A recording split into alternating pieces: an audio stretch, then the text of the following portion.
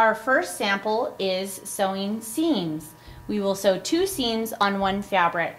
First thing I want to do is fold my fabric in half, pretending that I now have 2 fabrics that I'm sewing together. And I'm going to sew a 1/4 of an inch seam and a 5/8 of an inch seam.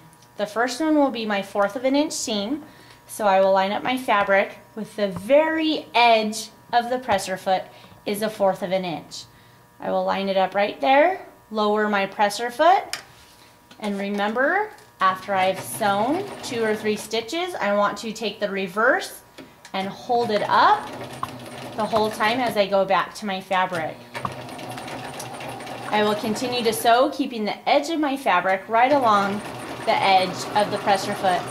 Keep it at a speed that you are comfortable with and that you can keep a straight and controlled line. When I get to the edge of my fabric, I will then hold up my reverse and go back again and then come off the edge.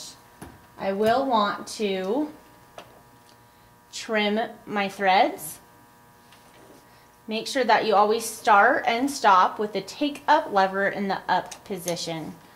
I'm trimming my threads here and there, making sure to throw these away.